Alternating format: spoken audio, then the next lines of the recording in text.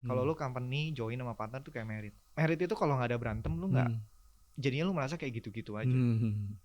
Kita temen loh, kita partner bisnis juga. Ternyata kita bisa heart to heart sampai kayak begitu. Good banget untuk semua partner di luar sana yang punya bisnis, untuk kayak lu harus take a trip deh sama temen lu, sama partner lu, untuk tahu. Jadi nggak ngomongnya cuma kerjaan. Walaupun pas check-in di hotel terlihat aneh gitu. Yeah, diliatin orang. Hi, welcome to Soril, hosted by Dedi Wiryawan. In this episode, we're welcoming Daniel and Calvin from Unit 3. Let's dive into this exciting conversation about their entrepreneurship journey. Here, we're going to talk about business, entrepreneurship, personals in the most authentic way by keeping it so real. Hi guys, welcome back to Soril. Hari ini kita kedatangan Daniel and Calvin dari Unit 3. How you guys doing? Apa kabar? Baik, apa kabar? Tepuk tangan dikit dong biar nggak sepi. Oke, dari Unit 3, quick stories background deh. Akhirnya kalian end up dari 2014 kan, benar gak gue? 2014. Ya, dari 2014 historinya kalian as a friend kah atau gimana historinya akhirnya sampai oke, let's go ahead membentuk Unit 3 ini dan sampai tahun ini masih bertahan dan berkembang. Oke. Kita start dari kita berdua teman kuliah, gue sama Calvin teman kuliah di UPH. Jadi kita start dari kamar kos basically. Dulunya kita kerja sama orang. Ya, kita bilang yuk kita bikin deh. Calvin sering dapat project lempar ke gua dan gua pun pas kuliah gua udah punya cita-cita. Karena zaman dulu kan design agency itu keren banget, kayak Lender, kayak Brand Union zaman dulu itu keren sekali, Ogilvy. Jadi udah punya kayak someday gue pengen punya design agency. So kita start dari design agency sih. Kita start dari design agency 2014 kita establish Unit 3. Lo ada tambahan? Ya kurang lebih sama kayak gitu sih. Ya mungkin gue extrovert banget. Dapat kerjaan ya kan. Gue bikin cafe nih, gue bikin ini nih, tolong bikinin. Nah gue tangannya cuma 2. Terus gue ada teman, ayo udah deh nih kerjaan. Terus ya sampai gue sama Daniel bilang, udahlah kita bikin agensi aja deh. Tapi gue nggak ada mimpi untuk bikin agensi. Daniel ada mimpi, so gue jadi kayak boleh nih gue numpang mimpi lu deh. Ya udah jadinya makanya sampai hari ini. Major kalian tapi emang kebetulan sama atau totally different? Sama. Majoring apa tuh waktu itu? DKV. Oh DKV, DKV di UPH. Itu zaman masih dapat MacBook gak sih? Oh iya. Dapat MacBook putih kalau gue nggak salah. Gue masuk di sananya kayak dapat MacBook. Dapat MacBook demi dapat MacBook. Dan mungkin pas itu kebanyakan tahu. Kita kebetulan hoki dapat diajar sama profesor pertama DKV di Indonesia, guru besar, namanya Pak Yongki. Sadly 2000 berapa ya? Ya dia pass away. Oke. Nah 2014 itu kalian start as design agency. Design agency, betul. Akhirnya along the way berkembang sampai sekarang nih. Betul. Kalian lebih senang di Divine tuh Unit 3 itu tuh sebagai company yang seperti apa kalau sekarang? Labelnya mungkin creative company ya. Jadi creative company basically company yang bergerak di bidang kreatif dan itu menurut gua expandable, kita nggak terbatas gitu. Jadi kita juga cukup agile karena kita lihat perubahannya dari kita design agency, kita ngelihat 2016 social media digital sedang naik, kita coba untuk agile ke sana dan proven hasilnya 2020 pandemi bisa dibilang bisnis kita 2020 itu paling naik billingnya, paling tinggi. Ya kita stres dulu nih. Sebelum billnya naik. Sebelum billnya naik kayak, betul. Wah bisa bayar gaji anak-anak nggak ya? Nah itu yang jadi apa ya? Mungkin sebagai owner perusahaan itu yang kita stresin, kayak gue harus bayar gaji anak-anak dulu nih. Gaji kita sih nggak pusing lah, ya kan, anak-anak dulu nih harus makan dan lain sebagainya. Nah, tapi pas itu gue pusing sih, ada istri. Lu pusing? Oh siap, sorry maaf single. Nah ya memang waktu itu 2020 kita stres dulu karena ini gue harus lay off nggak, gue harus potong gaji atau enggak.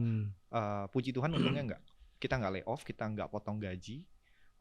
Dan malah setelah 6 bulan setelah, kalau nggak salah kan Maret dia PSBB tuh, lockdown, terus kita 6 bulan berikutnya ternyata dapat banyak, billingnya naik, brand pada mau buying lebih di digital. Nah dari situ dari kita 2014 buka sampai di 2020, malah kita paling naiknya di 2020. Peaknya di 2020. Peaknya di 2020 in terms of billing. Yeah. In terms of billing, karena ya let's say salah satu klien kita KFC pun agensi yang dia pertahanin itu cuma 2. Jadi salah satunya kita, dan semua investment dia di OOH, TV, dia alihin semua ke digital. So transformasi kita ya proven gitu loh. Kita on the right track gitu. Nah itu yang KFC interesting, tapi lu boleh recall lagi gak ke audiens pas KFC itu tuh prosesnya kayak gimana, dan apa yang karya kalian yang kalian deploy ke publik tuh apa? Sebenarnya kita juga bingung sih, karena kan ini baru pas pandemi kan ya. Baru, terus apa yang kita mau buat pun bingung, arahan dari klien juga, gue juga bingung Vin. Gue harus ngapain, kalian ada gak idea? Waktu itu gue malah di challenge, oke, gue duduk bareng sama tim, waktu itu pakai Zoom, udah gak bisa duduk bareng, sorry.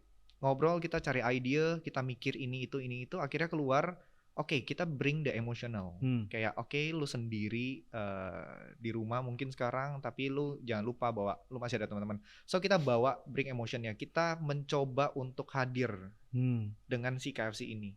Ya lu tetap bisa beli dan lain sebagainya, kita tetap hadir, kehangatannya tetap ada. Nah itu yang kita gaungkan terus sepanjang pandemi waktu itu. Ya, jadi beberapa several viral konten yang kita hasilin, dan ada apa tuh resep kalau salah kita resep. Trigger orang untuk di rumah bikin makanan pakai KFC sebagai materi utama.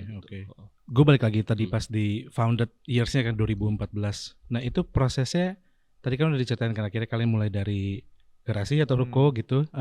Kalian mentalnya waktu itu like oke, let's go ahead, atau kayak fully calculated, oke, lu ini atau beneran modal nekat aja nih, besok gua nggak dapat gaji nih, apa gimana tuh waktu itu? Mungkin sedikit background kali ya. Gua sama Daniel di UPH, seperti yang lo tahu UPH mungkin privilege. Yes, kita mungkin bisa dibilang dulu privilege. Tapi di 2008-2009 gue lupa, big crisis di Amerika, so kita berdua kena dampaknya. Bisnis keluarga kena dampak. So kita mungkin start from zero, mungkin minus dengan utang-utang dan lain sebagainya. Dan pada saat itu kita masih kuliah, problemnya itu. Jadi dari situ kita mencoba untuk survive.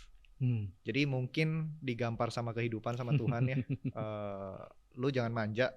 So ya udah, lu dapat something yang nggak enak. Dari situ kita coba survive, kerja dan lain sebagainya. Mentalnya mungkin kebangun di sana jadinya. Ya basically ya nothing tulus aja, udah lulus juga gitu loh. Ya udah lulus juga, kayak apalagi mau dilulus, kita udah pernah lulus. So pada saat itu ya udah keluar dari ya kerja pasti untuk dapat penghasilan untuk hidup. Tapi ketika kayak gua sama Daniel bilang, "Oh, kita bangun agensi deh." Itu ya udah kayak yakin ya, udah nggak ada makan gaji nih dari company nih. Kita yang harus survive dengan tangan kita sendiri. Besok makan apa? Kita mikirnya begitu, kayak besok makan apa nih? Kita harus ngasilin. So ya udah, mentalnya karena udah pernah ngerasain itu mungkin udah kebangun. Jadi kayak pada saat itu kita mikirnya kayak ya udahlah, kayak kita udah pernah sesusah apa sih? Mungkin gua nggak tahu, kalau gua dulu kayak mikirnya gua mungkin besok nggak tahu mau makan apa pas bangkrut ya. Nggak tahu mau makan apa nih, ya kan? Atau duit cuman di dompet cuma 20.000. Nah ya udah, jadinya gua udah nggak pusing untuk kayak ya udah take risk aja deh. Dengan ada motivasinya itu juga memacu. In the same time kan gue personally udah punya mimpi. Jadi pas kuliah kan yang tadi mimpi someday gue pengen punya design agency nih. Pas motivasi itu ada, boom. Ya udah mau apa lagi ya, let's do it lah. Kalian from day one namanya emang langsung Unitree? Enggak, sempat berubah sekali. Sempat berubah. Ya. Dulu namanya Arka, cuma kita sempat berubah akhirnya jadi Unitree. Ya. Dari awal memang founded berdua atau? Sebelumnya bertiga. Jadi ada satu lagi teman kita namanya Robi. Kita bertiga jalan bareng, makanya founded jadi Unitree. Sesimpel kayak apa nih nama. Jadi sebelumnya kalau gue boleh buka Arka namanya itu, udah terlalu banyak yang pakai. Ada Arka Denim dan lain sebagainya. Jadi kayak, waduh, gue pas mau hakiin kok pusing ya. Jadi ya udah cari nama tapi buru-buru. Apa nih? Ya udah nih kita bertiga gabung, ya udah Unitree gitu. Ya udah sesimpel itu. Very direct. Iya, company design, branding, ya kan kuliah capek-capek tapi cari nama sesimpel itu aja kayak ya udah bertiga gabung. Nah, ya nama Unitree itu terbangun ya karena 3 orang tapi sekarang udah masing-masing. Teman kita si Robi ini harus lanjutin usaha keluarga. Oke, ngomongin soal usaha. Kan kalian pas tes take risk untuk kayak starting entrepreneurship journey. Tapi kenapa creative industry? I mean kayak there's so many choices juga yang kita bisa buka restoran, cuci mobil, cuci motor atau lebih laku tuh ya. Iya, atau dagang gitu. Kenapa creative industry? Why taking risk on that specific? Nggak tahu, mungkin gue mulai dari reason personal terus baru ke ini kali ya. Reason personal kalau gue memang dari dulu suka desain, dari kecil udah suka gambar, desain, hal-hal yang kalau pas kuliah kebentur sama branding, marketing. Jadi oke, mulai make sense gitu loh. Oke, dengan passionnya gue ini mulai make sense untuk ini bisa jadi something yang bisnis, bisa jadi bisnis gitu loh. Dan terpapar reference dari luar juga kayak oh ya ada loh design agency ya. Oh ternyata perusahaan desain itu ada. Dulu kan pas kita kecil kita nggak tahu kan. Yang kita tahu kan oh ya udah komik, gambar, that's it. Kartun di TV gitu kan. Dan pas gue kuliah gue baru tahu oke, perusahaan desain tuh exist. Dan itu actually bisa jadi company. Bukan small company tapi big company juga gitu. Pas itu yang kita bisa lakuin. Skill set udah ada nih. Udah ada gitu loh. So ya udah kita coba. Kalau dari gue startnya kayak gitu. Kalau gue cukup lucu sih. Gue jadi bisa naruh diri gue numpang mimpi orang. Oke. Gue masuk kuliah desain. Bukan berarti gue suka desain, gue nggak suka gambar. Dan gue sampai hari ini gue nggak bisa gambar. Gue Photoshop ya udah edit foto aja. Yang gue suka cuman eksplorasi idenya. Tapi kalau lu tanya apa, oh ya berarti lu idenya banyak nih, enggak juga. Dani lebih gila. Cuman iya gue masuk ke desain karena guru sekolah gue dia grafik designer. Terus gue kayak menarik ya dia ngomong tentang advertising, ngolah gimana cara pikir orang quote unquote dimanipulasi. Nah itu yang gue kayak wah lucu juga nih belajar tentang manusia, karena gue dari dulu suka belajar tentang manusia tuh mikir gimana sih dan lain sebagainya. Curiosity-nya pada saat itu di manusia.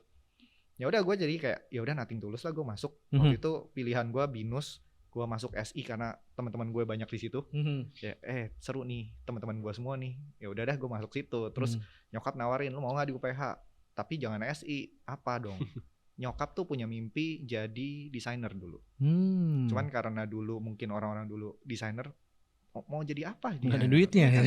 Kamu mau makan apa besok? Kalau kayak makan kertas enggak kan? Jadi makanya di situ gue kayak ya udah deh, mungkin gue mewujudkan mimpi nyokap gue. Gue dipaksa ke sana. So ya udah gue masuk ke situ, gue cuman ngejalanin aja, hahihi, kuliah seadanya, sampai di satu titik gue dapat kerjaan ya karena gue desainer, dapat kerjaan, gue lempar, terus Daniel punya mimpi ini, gue kayak oh iya ya, gue nggak ada mimpi loh. Terus gimana ya? Oh ya udah nih, ini ada mimpi, gue numpang deh. Jadi berjalan sampai hari ini pun gue tidak menyesal dan gue tidak malu untuk bisa bilang kayak Vin lu ada mimpi apa nggak ada gue menjalani apa yang ada di depan gue mensupport apa yang dilakuin ketika gue percaya. Jadi ya kalau lu tanya kenapa lu mau masuk desain, gue juga nggak tahu sih sebenarnya. Oke, akhirnya kalian decided untuk bikin ini on the early days, scale sampai sekarang. How's the early days? Kita ngomong early days dulu nih jangan sekarang ya. How's the early days? Is it kayak honeymoon phase-nya banyak atau dari awal udah mulai banyak gontok-gontokannya atau the struggle is on the early days atau gimana tuh historinya? Jujur aja nih nggak apa-apa. Jujur dong. Gue tahu lu pernah benci gue. Yang pasti sekarang itu jauh lebih baik in terms of kita punya relationship and partnership ya.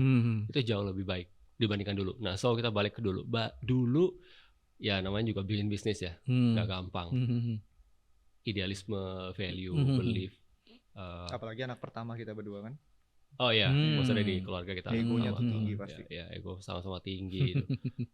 Sangat susah untuk ya blending itu semua. Belum kita ngomong vision di bisnis juga. Yes.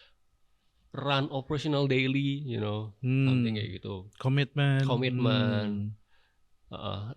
So awal-awal yes kita pasti banyak bentrok, banyak clash juga, banyak Calvin sebel sama gue sebel sama itu biasa, wajar, nggak ada lah yang harmonis terus, nggak mungkin lah, nggak mungkin. puji Tuhannya kita saling respect. Yang menurut gue itu salah satu kunci untuk partnership. Saling respect dan ya saling percaya lah. Komitmen sampai makanya Unitri ada sampai hari ini ya karena itu semua sih. Tapi early day ya struggle. Kita pernah gajian tuh cuma kayak 1 juta sebulan. Ya. Awal-awal tuh. Awal-awal. You guys spend atau you guys receive 1 juta sebulan tuh? Receive Okay, 1 mantap. juta. Modal waktu itu cuma laptop kampus. Ya, modal laptop aja sama tangan gitu basically. Ya. Awal ya. Apa yang dibilang Daniel, ya itu yang kita rasain, berantem dan lain sebagainya. Gue inget banget gue pernah nggak ngomongan sama Daniel. Jadi kayak kita udah ada tim kecil. Ya udah, gue cuman yang kayak ya udah nih bilang ke Daniel deh. Gue gue nggak mau ngomongan. Itu kita ngelakuin mungkin cukup lama gue waktu itu. Gue nggak tahu lu ingat atau nggak, 3 atau 6 bulan gue lupa. Wow. Jadi gitu tukerannya kayak udah ngomong deh sama Daniel. Lu ngomong deh sama Daniel. Jadi kayak dia jadi perantara. Kenapa? Sampai anaknya bilang kenapa aku jadi messenger kalian berdua ya gitu. Okay. Nah makanya karena egonya, karena kayak kita nggak mau ngomongan. Karena kita tahu ketika ngomongan gue nggak bisa lawan lu nggak bisa lawan gue. Jadi kayak harus nelan ego. Kita nggak mau nelan ego. Nah di situ struggle-nya. Tapi menurut gue struggle itu yang ngasih lihat bahwa ini kan kayak merit ya. Banget. Ya kan? Kalau lu company join sama partner tuh kayak merit. Gue merit beneran malah. Sorry, saya juga belum. Saya belum merit. Maaf. Merit itu kalau nggak ada berantem lu nggak. Jadinya lu merasa kayak gitu-gitu aja. Dan menurut gue berantem itu cukup baik kalau masih dalam kadar yang baik ya. Untuk nge-boost trust lu ketika itu sudah jadi benar. Nah, gue merasakan banget sama Daniel kayak kita nggak agree, kita nggak ini. Dulu tuh ya udah kita sebel-sebelan. Tapi ya udah kita tahu someday pasti gue akan balik lagi. Gue akan ngomong sama lu lagi. Cuman butuh waktu. Nah itu yang gue proses. But untuk sekarang ya di pekerjaan untungnya gini. Gue sama Daniel udah bisa misahin namanya pekerjaan dan temenan. Gue sama dia ketika di kerjaan gue tahu banget kayak ini pasti Daniel nggak approve. Ini Daniel gak setuju, tapi gue tetap mau hajar. Gue bodo amat nih Daniel, kesel deh. Itu pernah gue lakuin dan Daniel juga ya kadang-kadang mungkin tanpa sadar juga ngelakuin hal yang sama. Tapi kita ketika di luar ngobrol dan lain sebagainya udah kayak temen. Kayak ya udah itu kerjaan, itu muka topeng kerjaan lo, ini topeng temenan lo. Itu yang terjadi sama gue. Makanya ini kayak minggu kemarin gue juga sama Daniel kayak kita berdua trip bareng ke Bali. Cuman kayak tadi awalnya cuma kayak, kita lihat Bali ada apa ya dan lain sebagainya. Berdua doang. Udah kayak homo pak. Takut disangkanya gitu sama anak-anak, apalagi gue single kan. Nggak single sih, gue udah punya pacar. Takutnya dia nonton nanti ngoceh. Jadi pas berdua itu, jadi kita ngerasa kayak, oh iya ya kita udah lama nggak ngomongan sebanyak ini. Kita udah waktu kita habis untuk ngomongin teknis kerjaan, hal-hal yang seputar dengan bisnis. Tapi nggak pernah heart to heart ini. Jadi makanya pas di situ gue ngerasa kayak, iya, gue sama lu udah temenan lama loh. Kita temen loh. Kita partner bisnis juga. Ternyata kita bisa heart to heart sampai kayak begitu. Jadi kemarin itu menurut gue kayak good banget untuk semua partner di luar sana yang punya bisnis untuk kayak lu harus take a trip deh sama temen lu, sama partner lu untuk tahu. Jadi nggak ngomongnya cuma kerjaan. Walaupun pas check-in di hotel terlihat aneh gitu. Ya, dilihatin orang. Yeah. Ini kan udah mau bulat 10 tahun ya. Tahun depan berarti bulat 10 tahun kan. Along the way tadi kalian udah cerita banyak berantemnya, banyak gontok-gontokan, beda pendapat segala macem. Tapi personal wise dari kalian masing-masing, what keep you guys going gitu kayak yes, sesimpel kayak these things atau this company worth to fight.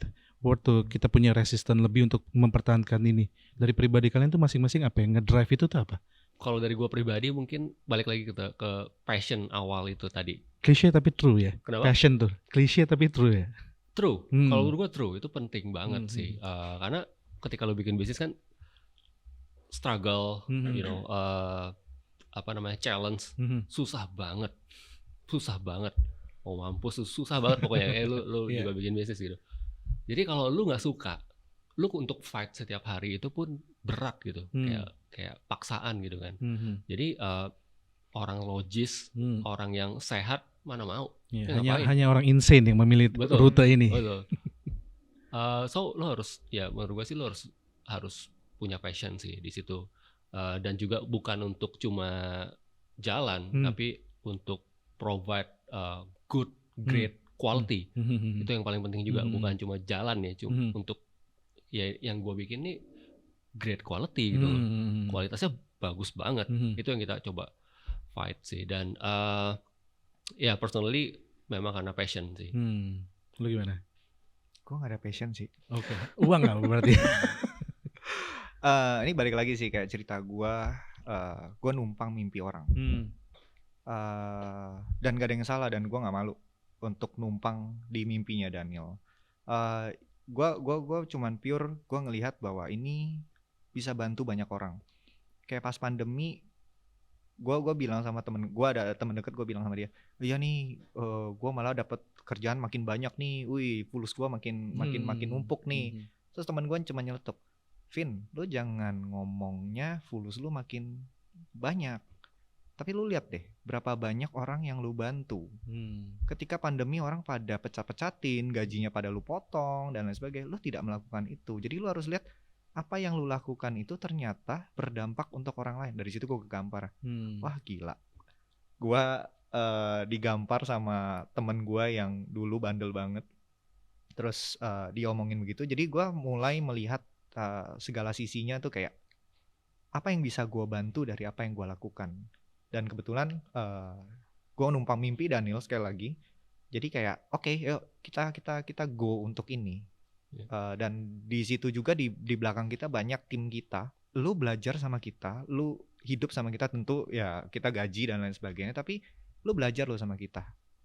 Lu berinteraksi sama kita, lu melihat apa yang kita lakukan. Begitu juga manager level ke officernya dan lain sebagainya. So di sini gue ngelihat, oh ini ada satu ekosistem hidup di dalam agency yang bisa membantu untuk growing orang. Nah makanya salah satu value-nya di Unitree juga, ya kita bantu untuk orang growing. Dan banyak banget yang memang lulusan dari Unitree yang oh ya di hijack, ya hijack udah inilah. Cuman kita stres di hijack, tapi gue ngelihatnya kayak, oh berarti gue nurture orang bener, Daniel nurture orang bener, tim tuh di nurture dengan benar, makanya baru mau di hijack. Kita company apa sih? Kita company kecil kok, nggak kayak Lender, nggak kayak Ogilvy, nggak kayak yang lain-lain. Ya sampai lu mau hijack, sampai orang berusaha kayak headhunternya. Karena gue dapat laporan kayak, ya kok nih gue kemarin ditawarin ini ditawarin di DM di LinkedIn. Iya, nah terus abis itu jadinya gue kayak, oh oke, berarti gue do the right path gitu. Jadi ya udah, poin gue di sini kayak, oh gue punya banyak, gue bisa jadi berkat untuk orang lain. Itu aja sih. Ya, but that's true. Selama kita berjalan dari kecil dan sekarang udah 42 orang. Gak banyak, masih banyak di luar sana perusahaan yang lebih banyak. Tapi 42 orang kan lumayan lah ya, manusia 42 orang. Kita lihat dari tadinya kita cuma berdua, sekarang tuh oke, kayaknya Unitree tuh bukan, berasanya tuh bukan tentang punya, kalian berdua lagi bukan nih. tentang kita berdua lagi gitu loh. Banyak decision yang memang kita harus, lu bikin deh, oh untuk ini gue minta approval si ini deh. Padahal kan yang punya kita berdua ya, in legal. Tapi ya gitu, sekarang bukan tentang kita berdua lagi. Itu what keep you guys going individually. Tapi what keep you guys sticking together. Ini kan perjalanan yang panjang, naik turun, ada enak ada enggak, mungkin bukan ada enggak enaknya tapi banyak enggak enaknya. What keep you guys together tuh apa? Gue tadi setuju poinnya, it's like a marriage gitu. Maksudnya kayak it's somewhat beyond work. It's a personal relationship. Gimana kita, ya tadi komitmen dan lain-lainnya. What keep you guys together? Apa tuh? Glue-nya apa? Glue-nya berantem sih. Oke. Ya, jujur gak ada resep. Iya. Gimana ya, kita balik lagi tadi gue bilang, yang gue pegang value-nya adalah respect. Itu satu, respect. Kita saling menghargai satu sama lain. Jalan, ya udah daily aja jalan operational satu hari demi satu hari. Jadi nggak ada resep yang jitu banget sih ya. Kalau Daniel bilangnya kita tuh berdua kayak yin dan yang, ngisi satu sama lain. Gua ya dia introvert, gua extrovert, gua dia yang memang operasional banget, gua yang hahihi sama klien, nikmatin duitnya kan. Terus ya apa sih yang bikin glue? Kalau lu tanya bikin glue, mungkin di luar sana banyak banget kayak resepnya dan lain sebagainya. Tapi apa yang bikin kita berdua purely memang kita bangun dengan misi yang sama. Besok makan apa? Awalnya di situ. Karena bagi gue kalau beda misi kayak gue besok bisa makan kok, lu nggak bisa makan, gue nggak peduli. Nah itu nggak bisa, lu nggak akan bisa nyambung. Jadi apa yang nge-glue bareng ya pasti misinya harus sama. Dan sekarang ketika sudah ada lihat tanggung jawab sebesar ini, kita juga melihat tanggung jawabnya in the same paper gitu, in the same page. Nggak bisa yang kayak itu tugas lo, itu tugas lo. Nggak, kadang-kadang Daniel pun tapin kerjaan gue, kadang-kadang juga tapin kerjaan dia. Dan kita nggak ada apa ya, kayak kok lu megang kerjaan gue sih atau apa, nggak ada. Kita memang saling support. Jadi hitungannya ini terbangun karena respect dan saling memang gue pengen maju. Poinnya itu aja. Kalau lu punya satu tujuan, udah aim itu bareng-bareng. Kalau lu punya beda tujuan, lu pasti akan break sendiri. Jadi kalau lu tanya glue ya itu tujuan yang satu. Ya dan mungkin value-nya sama kali ya, belief-nya sama, value-nya juga mirip-mirip. Nah, challenges kalian tadi pas berdua, of course gue ngebayangin tuh di 2014 dengan tim kalian yang sekian, dan sekarang udah di tahun ini tim kalian udah 40-an.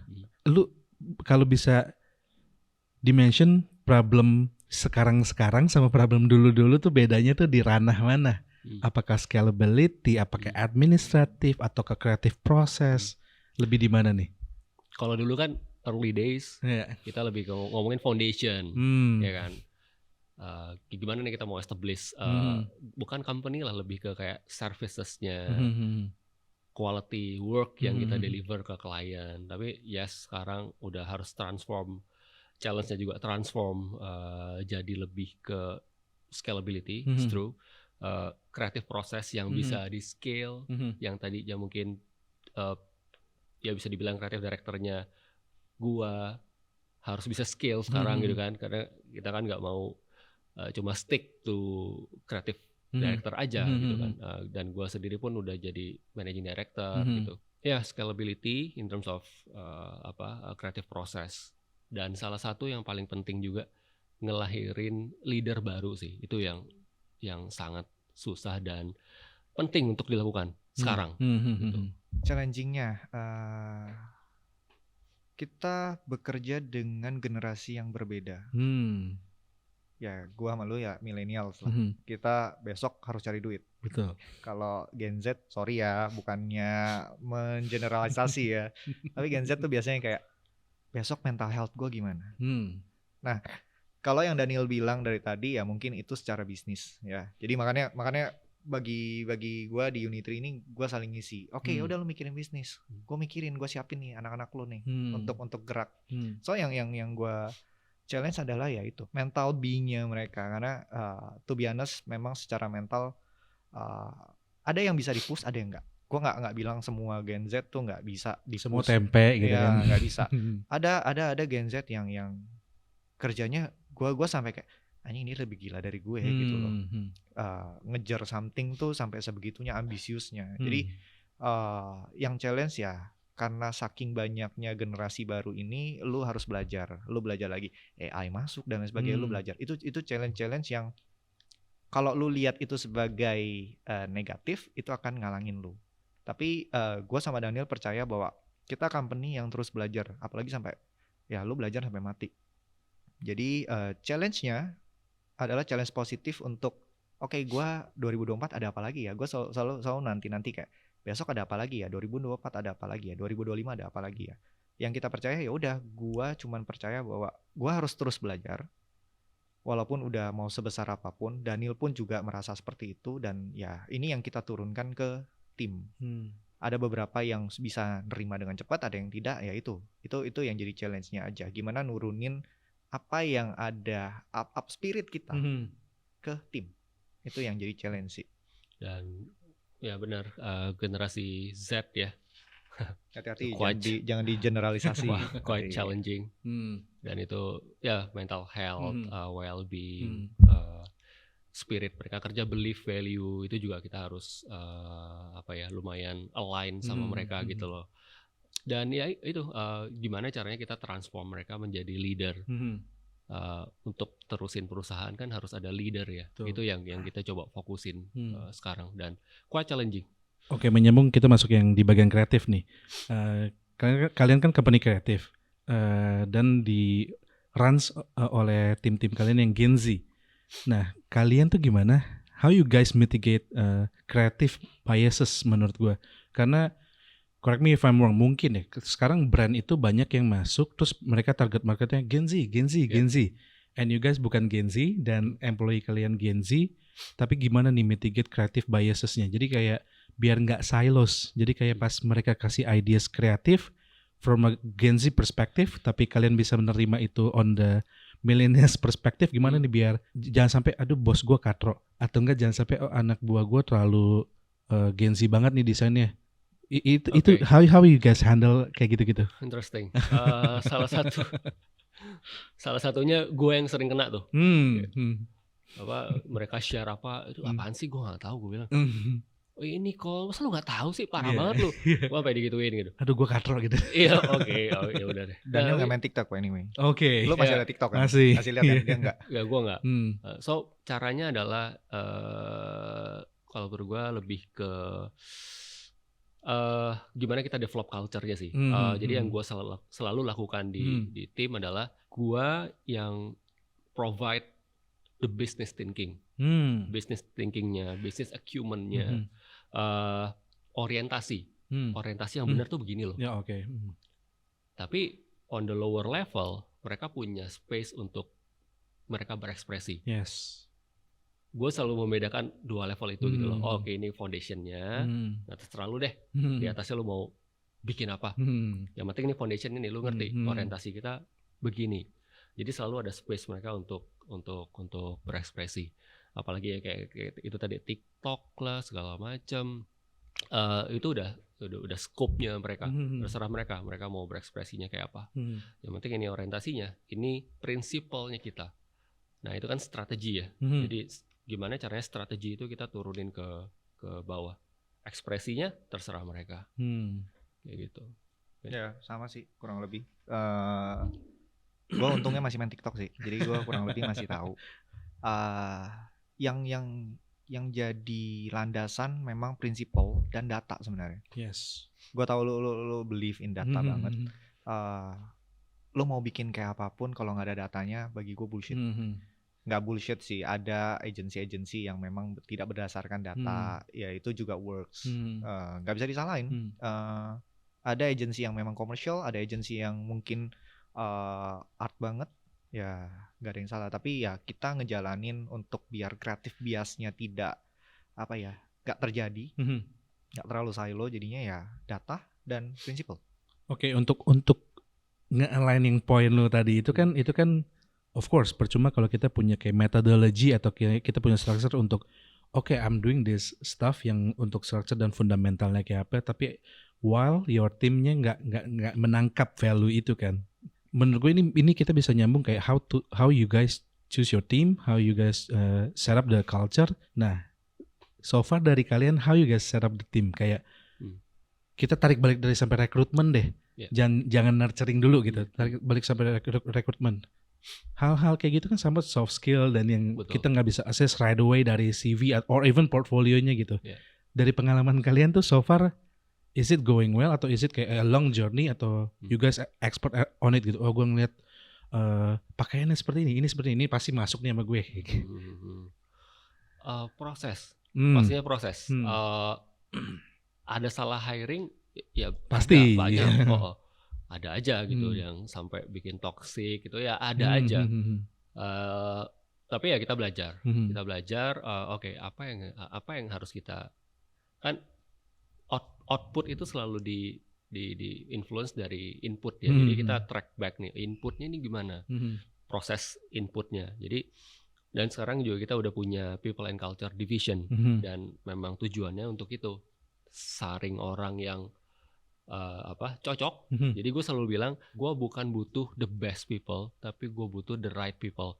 Sometimes the best people tuh belum tentu cocok untuk level company kita, culture segala macam.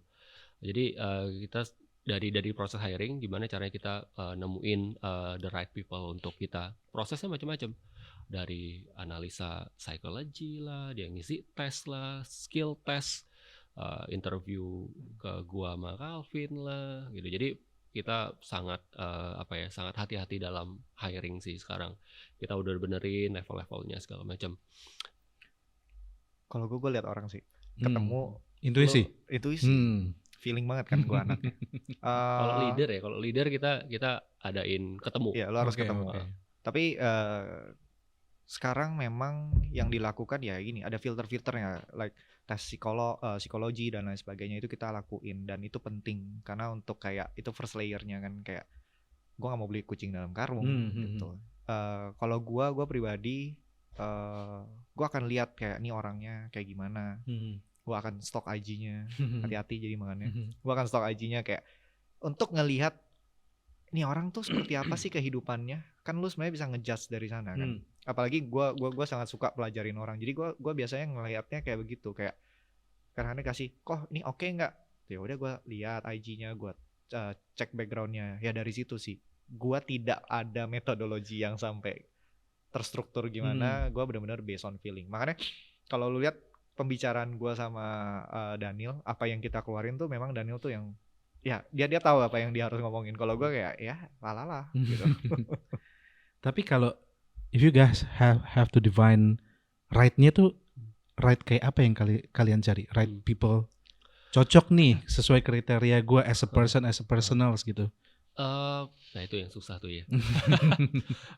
Lebih ke ya kita kan udah set value ya di people and culture kita gitu. Gimana kita mau set certain value di company kita, dan HR kita, tim HR kita udah tahu.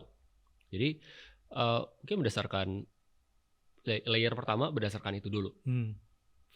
Value-nya dia apa dari hasil interviewnya dia, dicocokin dengan value-nya kita, match nggak level ekspektasi gitu kan, dia umur berapa, goalnya dia apa. Jadi banyak banget sih variabelnya, dan ya sometimes ya ada juga nilainya dipengaruhi oleh subjektivitas. Ada nggak mungkin semua objektif, like Calvin bilang tadi, intuisi juga harus jalan, insting gitu loh.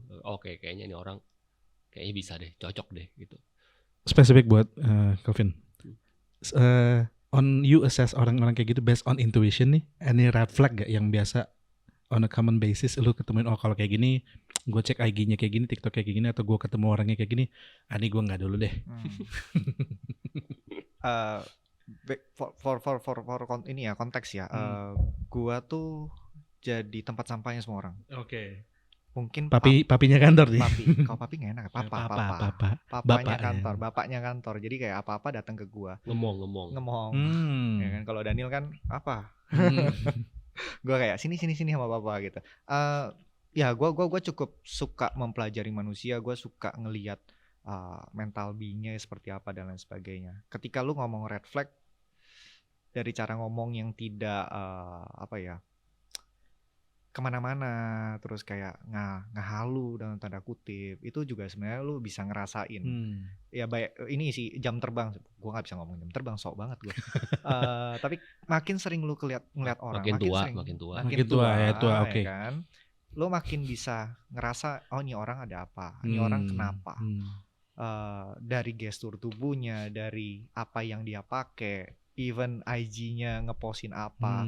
Ada kan sekarang IG 0 post ya kan. Profile picture-nya kosong. Nah itu kan, wah kenapa kamu ya kan, ada apa dengan kehidupan kamu. Nah itu mungkin lu bisa ngeliat itu sebagai red flag ya. Gak bisa ngomong red flag sih, bagi gue gini, wah ini agak religius banget nih, padahal gue gak terlalu. Bagi gue Tuhan itu menciptakan manusia itu tidak ada celah. So it's a good seed. Not best seed, but good seed. Kalau lu good seed, lu ditanam di tanah yang kering, belum tentu lu tumbuh. Tapi bagi gua sama Daniel mensiapkan soilnya. It's a good soil. Tapi gimana good seed yang di luar sana yang cocok dengan soil ini masuk. So ketika kita hiring, ketika apa, gua selalu percaya ini pasti lu bisa something. Makanya Daniel yang nge-push, bukan gue. Daniel nge-push sampai batasnya. Tim juga dipaksa untuk nge-push sampai batasnya. Untuk ngelihat apa? Lu bisa berkembang nggak? Good seed in a good soil. Gua cuma percaya itu. Jadi kalau lu tanya balik lagi red flag-nya apa dan lain sebagainya, semua orang pasti akan punya red flag-nya. Semua orang pasti akan nunjukin weakness-nya. Ada yang nggak mau nunjukin malah makin kelihatan. Jadi kalau lu assess berdasarkan itu, gue cuman akan ngeliat intuisi gue, ini cocok nggak lu masuk sini? Lu masih mau berkembang nggak? Kalau lu udah nggak mau berkembang, udah lu susah lah. Tapi kalau lu mau berkembang, tapi lu punya banyak problem, no problem, masuk aja sini. It's a good soil for you untuk grow. Karena kita akan support dan lain sebagainya. Ya mungkin karena ngemong banget ya. Daniel mungkin nggak tahu. Gue merasa dan Daniel kadang-kadang sebel ngelihat gue ngemong banget dan lain-lain. Tapi ya bagi gue itulah indahnya partnership. Satu sisi di mana dia yang nge-push, gue yang kayak oke, ini lo harus gini, lo harus menenangkan, lo memotivate dan lain sebagainya. So divisi kita people and culture ini memang kita fokusnya ke sana. Kita even setiap 3 bulan kita ada ngasih budget untuk dia bisa beli buku atau kelas. Kita juga kerjasama sama psikolog center ya, dia basically psikolog, dimana kayak lu kesana aja, nanti lu rembes ke kantor, tapi kantor nggak akan tahu ketika lu rembes. Jadi secret lu tetap terjaga di sana. Oke. Ya, kita makanya memprepare itu karena kita tahu generasi setelah kita ini sangat amat concern di situ, dan ini akan jadi hal yang besar ketika kita tidak peduli. So bagi gua nggak ada red flag itu bisa diperbaiki.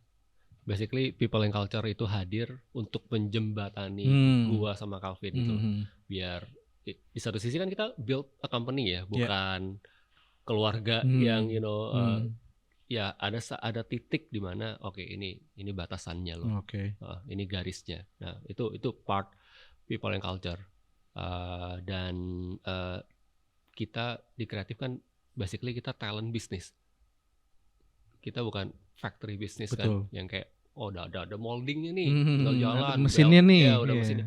Kita talent business yang kita jual karakter, betul, otaknya mereka, betul, wisdomnya mereka, karyanya mereka, itu yang kita jual ke klien kan. Jadi ya di 2020 kita udah mulai benerin tuh people and culture kita, karena kita sadar kita people business, talent business, apalagi mau kita jual. Betul. Kalau kita tidak bisa empowering this talent, kita tidak bisa mengolah, ya mereka nggak akan jadi apa-apa toh. Jadi mulai 2020 kita fokus untuk build culture, build people and culture yang lebih baik lagi sih. Ya ada satu terms kan kayak our people are our assets, tapi gue kurang setuju sih. Mereka nggak bisa kita sebut sebagai assets, sebagai objek kan sih sebenarnya. Tadinya gue mau nanya how important culture kantor buat kalian, tapi menurut gue dari poin-poin tadi udah kejawab lah dengan effort kalian. Tapi gue pengen tanya lebih dalam soal culture. How's the culture nih currently as you guys scale gitu? How's the culture, dan culture seperti apa yang kalian mau keep? Dan I know every offices, every company pasti punya culture yang mereka setup yang unik tergantung bisnis mereka gitu, industries mereka. Tapi boleh share gak how you guys want to set up your culture, standar culture internal kalian tuh idealnya seperti apa yang kalian mau bentuk? Mau duluan? Enggak. Kita tuh kayak plan. Makanya tadi gue bilang good seed in a good soil. Kita tuh benar-benar ngelihat company kita tuh kayak taman. Di satu taman banyak bunga yang lain. Ya berarti berbeda ras, berbeda cara pandang dan lain sebagainya. Kalau lu tanya culture-nya di Unitree itu seperti apa? Ya kita kayak taman bunga di mana semua diurusin dengan cara yang sama. Which is berarti rules, terus konsep apa yang kita hadirkan, cara pikir dan lain sebagainya, semua kita kasih dengan sama.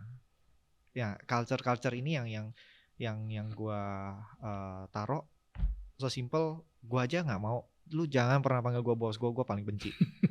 Gue bilang Pak gitu Bos. ke tim. Iya, Pak gue Bos. ke tim. Kalau gini kan bercanda. Yeah. Kalau ke tim, ya nih bos gue paling benci. Makanya kayak ada gap. Nah, mungkin kalau lu lihat culture-nya itu kayak family jadinya.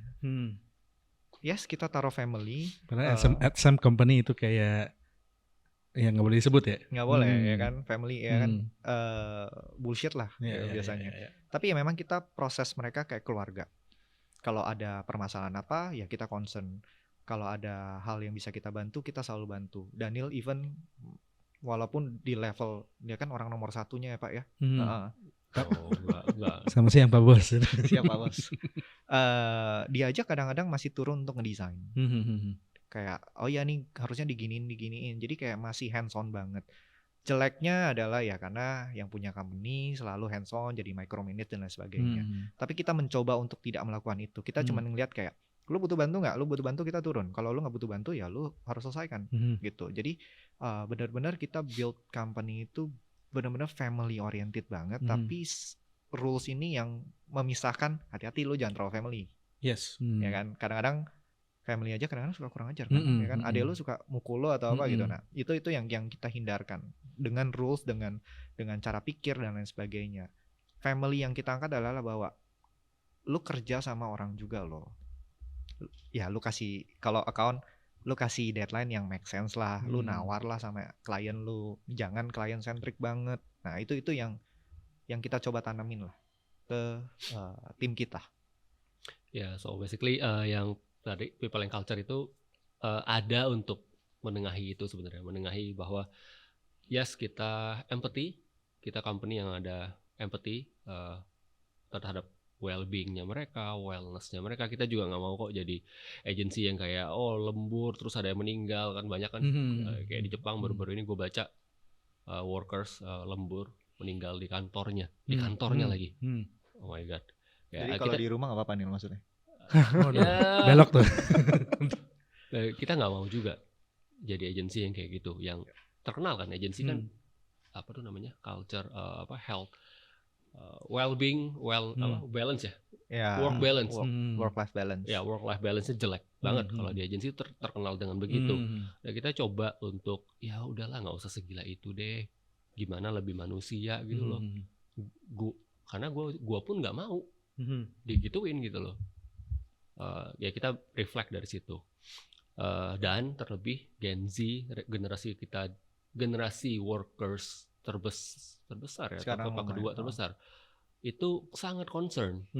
So ya udah kita tidak punya alasan lagi untuk tidak memperhatikan ini. Jadi empathy, well-being itu kita perhatiin banget. Di satu sisi lo harus disiplin, harus. Kita di kantor kan kita hybrid, jadi masuk kayak seminggu berapa kali gitu. Jam masuk itu jam 9. Jadi gue tidak kayak agensi lain kayak masuk jam berapa aja boleh. Gue nggak mau. Kalau ke kantor jam 9 masuk. Nah kita tetap ada stand untuk disiplinnya. Di satu sisi kita ngerti lu butuh empathy. Oke. Gimana caranya kita cari tengahnya nih. Gitu sih. Oke, interesting. Tapi how you guys keep that kayak tidak terlalu liar selain poin-poin disiplin tadi? Ada intrik, ada trik atau tips kayak gue pengen, karena ini creative industries, mereka harus didengar, mereka harus bebas, at the same time disiplin. Terus tadi terms family harus ada boundaries yang kalian bikin nggak biar ini tidak terlalu liar, ini tidak terlalu keluar dari areasnya gitu? Kita ada rules, kita seperti layaknya company lain, ada sistem-sistem yang lu tidak boleh langgar, dan itu keras. Kayak misalnya kayak tadi Daniel baru ngomong, iya lu seminggu masuk cuman bisa cuman sekali mungkin atau cuman 2 kali, lu bisa sisanya kerja dari rumah. Tapi ya lu harus tepat jam 9. Nah sebenarnya hal-hal ini yang bikin mereka tetap rapi. Tapi gue dan Daniel nggak mau lu berasa kok gue kayak robot ya kerja 9 to 5. Ya sorry, klien hidupnya 9 to 5, lu harus juga 9 to 5.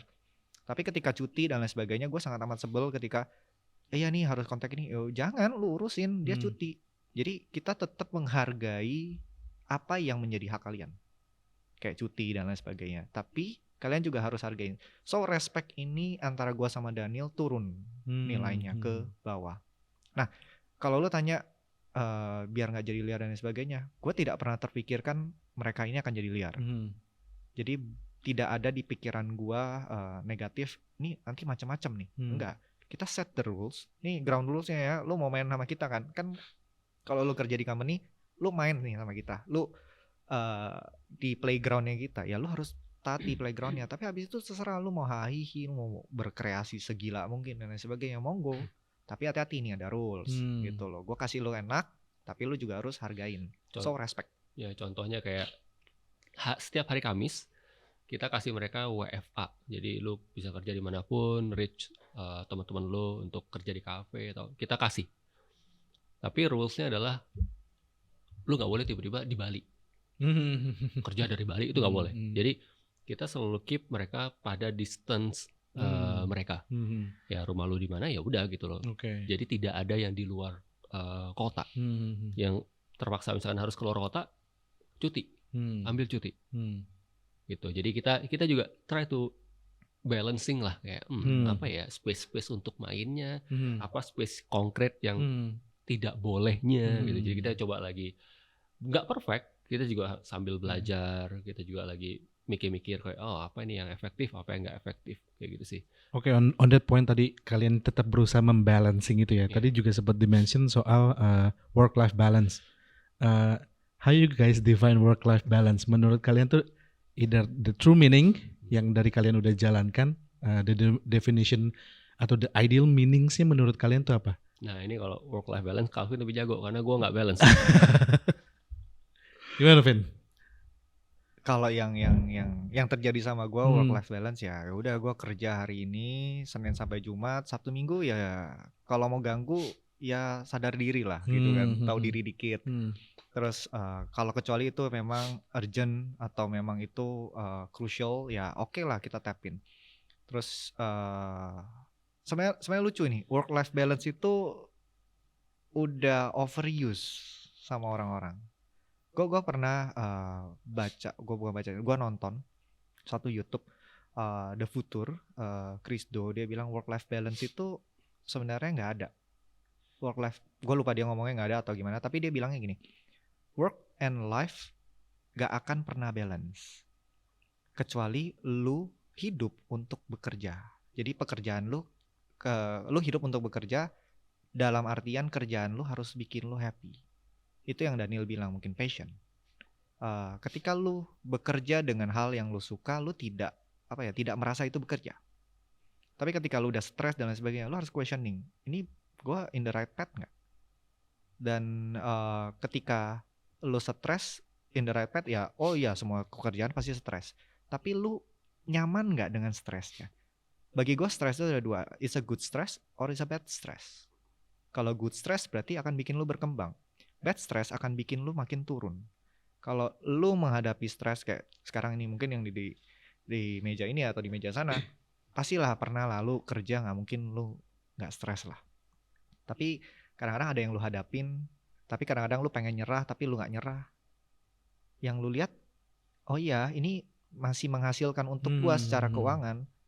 Dan jangan salah lu kerja, lu belajar. Lu belajar untuk berinteraksi, lu belajar untuk menyelesaikan pekerjaan lu, apalagi kalau dia kan menyelesaikan perintilan dari klien, bernegosiasi. Nah itu stres, tapi bagi gue good stress karena lu jadinya ada something yang lu dapat selain uang. Itu yang kita coba tanamin juga di Unitree. Lu kerja di sini jangan lihat uangnya. Lu mau uang, lu ke lender. lu kalau itu gajinya gede, lu tuh buka usaha, buka tempat pemandian mobil kayak atau apa gitu, itu pasti lebih ini. So ketika lu kerja di company, lu harus bisa ngeliat selain uang dia ngasih lu apa. Nah ini makanya gue sama Daniel terus ayo apalagi untuk tim karena kita bisnis talent. To be honest, kalau gue barang, gue lebih happy jualan barang karena tidak ada, dia nggak bisa komplain, ya kan. Tapi ini bisnis orang, kita harus reduce the complaint. Dengan apa? Dengan ciptain semua ini gitu. Tapi gue bisa relate sama Krisdo tadi sih. Ya mungkin gue personally tidak merasa kayak kadang-kadang ada aja anak-anak yang kok lu masih cuti gak? Ya lu tanya aja gitu loh. Gue gak peduli gue cuti apa enggak gitu loh. Just asking gitu. Mungkin karena ya balik lagi tadi ya, karena kita harus suka dulu. Gue tidak merasa gue kerja sih. Mungkin karena kita entrepreneur juga. Gue merasa gue ke Bali dia paling pertama buka laptop. Gue kayak Nil, nikmatin pantai Nil. itu pas aja lagi ada meeting. Jadi lebih ke gue gak kerja. Gue build something. Beda. Feelingnya tuh beda gitu. Mindset, orientasinya tuh beda. Walaupun gue harus kayak kerja Sabtu Minggu, ya, bagi gue itu bukan kerja. Ya karena ini proses yang harus gue lewatin, build something.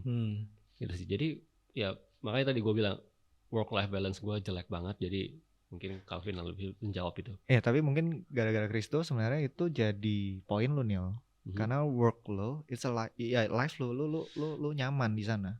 Karena kan? Nyaman tadi. Masuk. Ya kan? Kayak misalnya lu mungkin hobinya apa, gue nggak tahu hobi lu apa. Misalnya let's say lu main golf, lama-lama lu main juga stres pak, ya kan? Tapi lu happy, lu akan mencoba lagi, dan itu jadi pekerjaan lu mungkin jadinya kayak lu melatih dan lain sebagainya. Oh ya udah, it's a work life balance. Terserah prosesnya mau dibalik seperti apapun, lu harus nyari, lu nyaman nggak? Lu mendapatkan apa enggak? So, lu akan lihat ya ini lumayan balance. Tadi kalian udah punya value-value yang menurut gue is very interesting value yang kalian how you guys treat your people, memvaluate mereka, menghargai mereka segala macam. At some point ketika kalian nge-scale, pasti kalian expect untuk at least the leaders, the next future leaders, anak-anak kalian, the managers nanti bisa, or even bisa mereplace kalian jadi managing director, kalian cuma jadi board atau cuma jadi apa.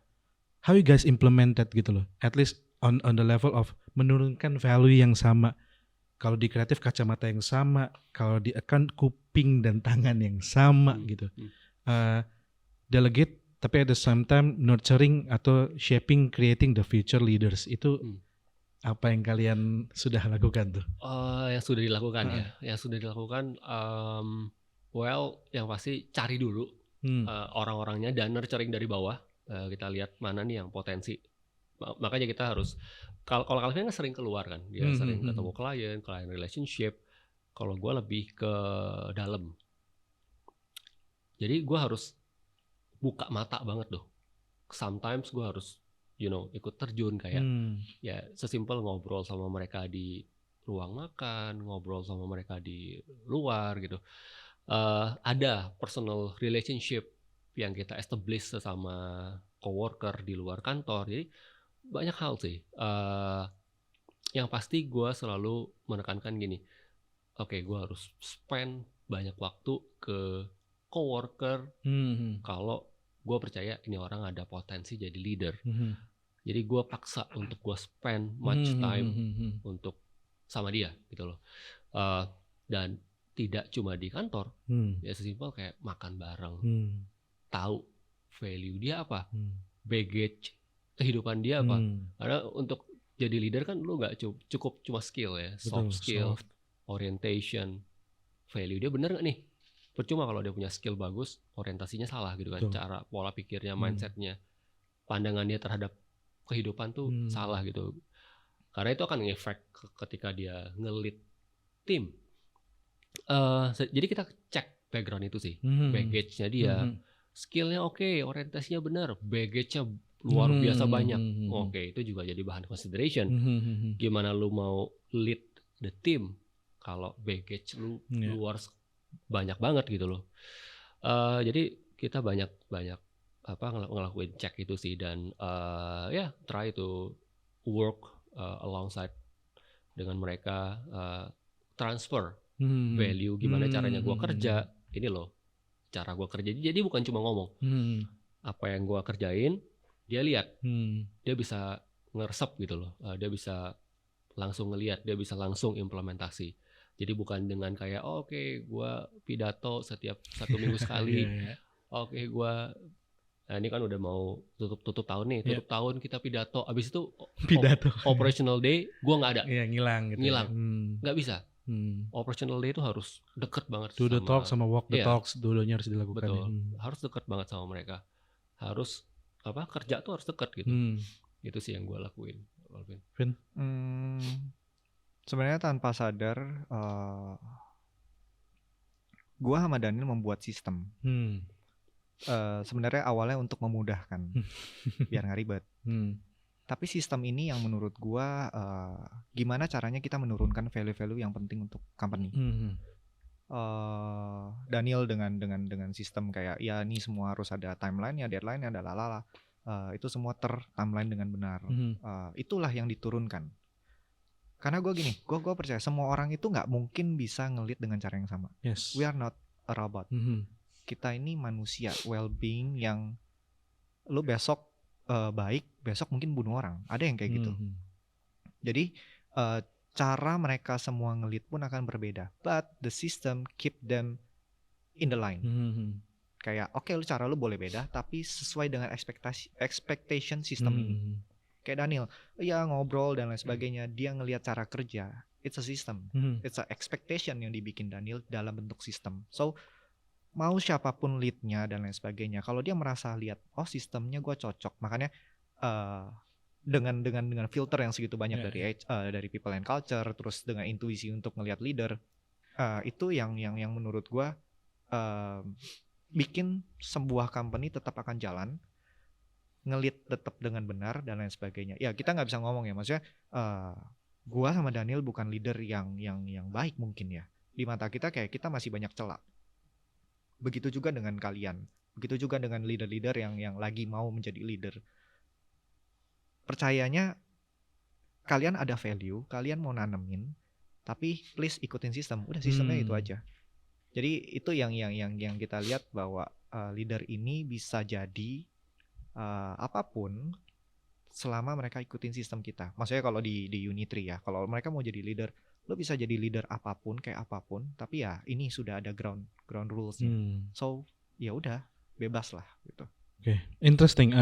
Kita tadi udah banyak ngebahas internally how you guys prepare the team, prepare the company, udah berjalan panjang. Pertanyaan gue selanjutnya adalah ini udah dilakukan pengencangan otot dalam lah gitu ya. Kayak you guys, the core is already there, the core is already strong gitu. Menyambung ke current trends-nya nih on the digital world, creative world dengan teknologi dan lain-lain. Kalian punya intrik atau tips how you guys will navigate nih to this current trends to the creative industries tuh kayak apa? Yeah. Interesting juga tuh. Ini juga kita masih belajar ya. Artinya progressing juga. Advertising kan zaman dulu tahun 50-an itu disebut golden age advertising. Ogilvy muncul, DDB, apalagi dulu Leo Burnett, LB. Sekarang kita di era digital. Dan ya gue sering ngobrol sama orang-orang agensi juga. Sometimes agensi-agensi besar karena mereka udah terlalu gemuk gitu ya. Mau transform tuh harus effort banget. Bukan nggak bisa, harus effort banget. Beda dengan kita yang lebih lean. Agile banget juga. Banget, That's why 2020 kita survive. Gitu. Yang gue lihat adalah bagaimana kita menggabungkan mindset dari golden age advertising, di mana creativity, communication, connect with consumer, build long term brand equity, digabung dengan tren sekarang, yaitu marketing technology, inventory, digital ads, KOL, inventory yang akan terus grow di masa yang akan datang. TikTok Shop, ya kan, IG Live, everything lah tentang marketing teknologi. Jadi kita mencoba untuk menggabungkan dua hal ini yang hopefully bisa menghasilkan suatu output atau impact ke klien short term dan long term. Kalau dulu kan golden age lebih ke mid sampai long term lah, nggak bisa short, ya kan. Kalau sekarang kan dengan adanya marketing teknologi short term banget gitu loh. Nah problemnya adalah sangat short term. Kadang-kadang untuk build brand equity itu yang melakukan short term ini nggak bisa gitu loh. Jadi kita try to combine dua hal itu sih. Gimana kita bisa agile, short term kita bisa dapat impact, long term klien juga bisa dapat impact. Nah dari lu Vin gimana? Mungkin yang teknis-teknis sudah. Sudah. Biar dia aja. Karena gue nggak bisa seteknis itu. Adaptation sih. Banyak teman-teman gue di agensi bilang, waduh AI masuk nih, pusing nih gue nih, gimana nih, kekuras nih. Apalagi kalau misalnya temen gue yang content writer, mampus gue sekarang bikin konten, caption dan lain sebagainya tinggal pakai AI. No, lo harus lihatnya ini kayak zaman dulu. Semua berita tuh dari koran, tiba-tiba sekarang ada di internet. Merubah, ya stres nggak yang lama? Ya. Tapi kalau mereka adapt, mereka can do something. Karena kenapa? Value-nya mereka sudah bisa bikin konten koran. Tinggal dipindahin ininya. Nah, bagi gue juga AI dan lain sebagainya juga sama. Malah gue kayak kemarin, gue lagi bikin plan 2024. Aduh, nih gue nyarinya di mana ya? Gue tanya ChatGPT aja. Tren 2024, tren 2025. So, ketika lu ngomongin tren, kita nggak ada yang tahu tren itu akan seperti apa. Tiba-tiba TikTok viral atau tiba-tiba ada tren apa yang kemarin tuh Citayam dan lain sebagainya, lu nggak pernah bisa predict, tapi lu bisa adapt. Lu punya kemampuan, kan maksudnya industri kreatif tuh ya lu orang-orang pintar gitu loh, lu masa takut sih ketinggalan tren dan lain sebagainya. No, you need to adapt. Lu harus lihat bahwa lu sudah ada core-nya, lu harus percaya diri, apapun yang datang sama lu santai aja, lu pasti bisa find out kayak gimana. Mungkin sehari 2 hari lu stres kayak aduh ini harus gimana, but kalau lu memang punya eagerness untuk oh ya gue mau growth, gue mau adapt, gue mau belajar, nggak apa ya, bukan gelas penuh yang kayak gue udah nggak peduli, pokoknya minuman gue paling enak, nggak bisa kayak begitu. Lu harus bisa buang lagi, isi lagi, buang lagi, isi lagi. Jadi bagi gue adapt itu penting. Kalau lu tanya bagaimana tren nantinya seperti apa, gue nggak even tahu. Gue aja masuk desain aja gue kayak ya gara-gara keren ya, gara-gara dapat MacBook ya itu doang. Jadi bagi gue adapt is survival skills yang paling gila, yang paling bagus untuk di-apply ke semua lini hidup lu. Itu sih. Oke. Sebelum gue masuk ke pertanyaan terakhir, gue pengen nanya sih, gue curious. Sekarang kan sering digaung-gaungkan kan, apalagi di era-era startup ya, startup teknologi, hyperscale, hypergrowth, always growing gitu. Gue pengen tahu dong perspektif kalian on this creative industries yang pretty much everything need to be sama tailored lah, bespoke lah dan lain-lain. Is it scalable menurut kalian? Is it scalable or it doesn't need to be that scalable juga gitu on the creative industry sides? Momok scalability, hypergrowth, how you do guys? Menurut kalian tuh gimana implementasinya di creative industries? Oke. Mau gue dulu biar lu mikir. Udah ada jawaban ini soalnya kayaknya nih. Boleh. Duluan. Ini biasa kan ngomongan investor ya. Betul. Lu harus bisa scalable dan lain sebagainya. Ada loh company-company yang nggak perlu scalable lagi, mungkin marketnya cuma segitu. Betul. Itu ada. Atau company yang scalable-nya pelan-pelan, nggak mesti hyper, karena nggak ada fondasi. Kalau misalnya itu ada juga. Ada yang, gue memang butuh hyper ini, karena kenapa? Gue butuh tap in marketnya secepat mungkin. Itu juga ada. So ketika kita ngomongin begitu, yang mana sih yang benar? Apakah company kita masing-masing, company lu atau company gue, harus ngikutin hyper scalable itu, hyper growth hacking, ya what so on lah, apapun yang jadi termsnya. Karena bagi gue kayak no, lu berprogres sendiri-sendiri, market tetap ada kok di situ dengan pace masing-masing. Gue sama Daniel, to be honest, 2020 ya kayak tadi kita bilang 2020 itu peaknya kita, means kita baru bisa nikmatin di situ. Kita ya mungkin kita baru nikmatin 2 tahun dari masa-masa kesulitan kita. Tapi masa ini ada nggak yang tiba-tiba keren? Mungkin lu yang tiba-tiba langsung naik bisa jadi. Atau agency lain yang tiba-tiba wah dia buka 2 tahun kliennya kayak orang gila langsung ya. Ya kalau lu berkompetisi di situ ya lu boleh ngelihat positifnya untuk ngedrive ya. Tapi kalau kayak kayaknya gue nggak bisa deh kayaknya ini, berarti kan lu drop. So bagi gue terms seperti itu cuman bikin lu takut. Tapi lu harus percaya bahwa setiap manusia itu punya pace-nya sendiri. Lo Daniel udah married, 1 anak. No, gue masih pacaran, gue masih belum married dan lain sebagainya. Terus berarti lama pace gue? No. Ada yang Daniel lewatkan di umur gue yang seperti ini. Dia kemarin bilang, wah ini ya rasanya ya Vin ya, umur segini gak punya keluarga, punya uang, lo lebih bisa nikmatin banyak hal. Ya kan, dia quote unquote berarti kan dia sirik dengan kehidupan gue yang tidak berkeluarga. Gue happy kok dengan. Udah happy. Ini pas di Bali nih atau? Pas di Bali. Oke.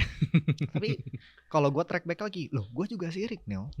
Lu sudah sudah menempatkan diri lu ke 1 orang dan lu punya anak. Gue juga sirik. Jadi makanya yang mana yang benar? Gak ada.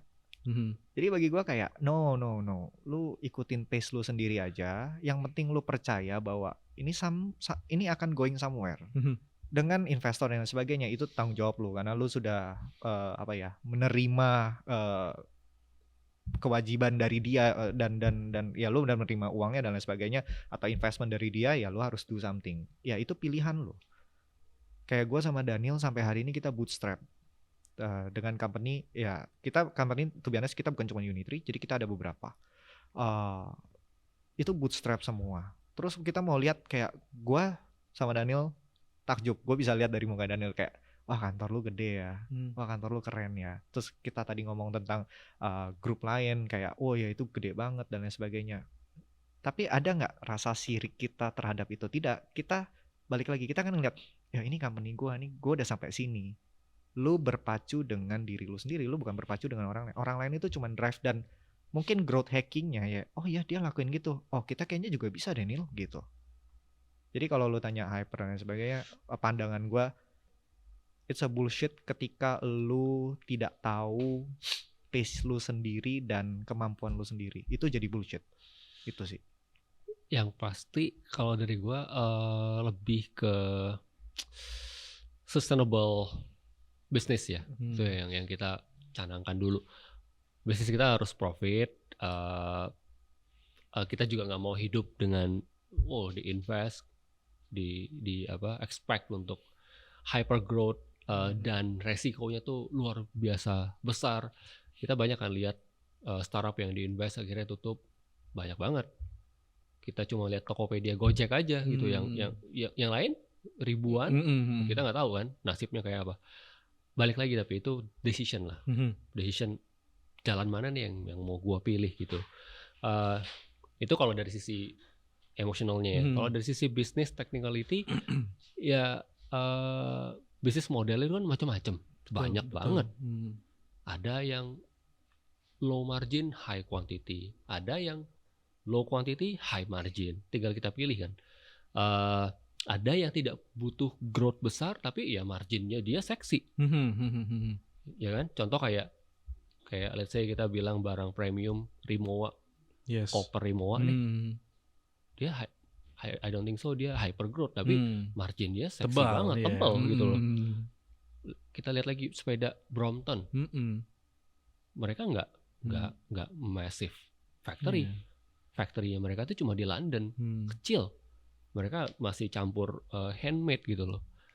Kuantitinya sedikit, tapi marginnya tebal. Yes. Jadi in terms of ya balik lagi life decision dan it's a choice ya. It's a choice dan bisnis model aja. Gitu.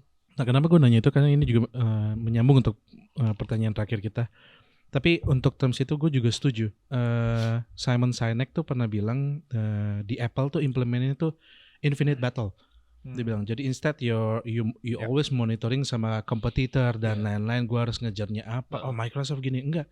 You focusing on yourself, you focusing on your company. What we do good gitu kan ya. Persetan lah yang kiri kanan mau hyper growth dan lain-lain dengan margin cuma 0,1, 0, berapa or even bakar duit gitu kan. Nah menyambung pertanyaan tadi, gue mau menyambung di pertanyaan terakhirnya adalah which direction yang Unitree going for the next 5, 10 or 20 years gitu, which direction dan what you guys planning and or going to do for the next couple years? Nah itu kayaknya Daniel tuh. Yeah. Nanti mungkin Calvin bisa timbali. Honestly, sepanjang 10 tahun nggak ada plan. Maksudnya kita belum plan, oke 10 tahun kita mau jadi apa. Kita ya menjalani dengan baik lah, satu hari demi satu hari. Tapi yang pasti yang kita canangkan, yes kita harus expand dengan cara juga yang ketika di stretch ya stretchnya juga masih make sense, masih core kita tidak berubah, sustainable bisnis tetap jalan, profit tetap sehat, itu yang kita pastiin. Jadi scale-nya ya juga scale dengan apa ya, dengan cara yang sehat sih. Kita nggak di bisnisnya Unitree kita nggak ngambil resiko yang hyper growth yang harus burn money segala macam. Jadi profit sehat kita expand, profit sehat kita expand. Core company di poles lagi, oke, expand lagi nih dikit. Jadi dengan cara itu sih, dan yang kita coba lakukan juga kita pengen reach klien di luar juga. Jadi kita pengen expand Southeast Asia, mimpinya kita. Jadi nggak cuma di Indonesia tapi Southeast Asia, Singapura, Vietnam salah satu yang kita aim banget karena GDP-nya mereka kan growth-nya oke gitu. Kalian udah pernah ke Vietnam? Mau kita plan next year untuk survei. So ya mimpi kita paling dekat ya kita coba untuk expand ke country yang berbeda selain Indonesia. Kurang lebih sama lah sama kayak Daniel karena mimpi ini kan memang kita ngomong gitu loh, kayaknya Southeast Asia boleh nih ya kan. Di Indo kayaknya udah nggak oke sih, cuman maksudnya udah ada lah, tapi kayaknya di luar seru sih. Udah Red Ocean belum menurut lu di Indo? AI agency? Yes. Mulai. Udah sih. Udah sih. Kayak gue tadi bilang, gue ketemu pitching itu lagi. Grup-grup dia lagi. Jadi kalau lo tanya Red Ocean, yes. Tapi apakah marketnya habis? No. Cuman rusak aja harga kita kan. Betul. Gitu. Southeast Asia menurut gue sangat amat menarik karena lagi banyak banget dilirik sama West, sama Barat. Jadi itu juga ya jadi mimpi gue sama Daniel untuk kayak yuk harus kayaknya kita coba aim besarnya apa, udah nggak usah besar dikenal lah di Southeast Asia, udah itu doang sih. Tapi habis itu kalau memang ada lagi yang dilakukan mungkin itu akan berjalan di leader yang setelah kita.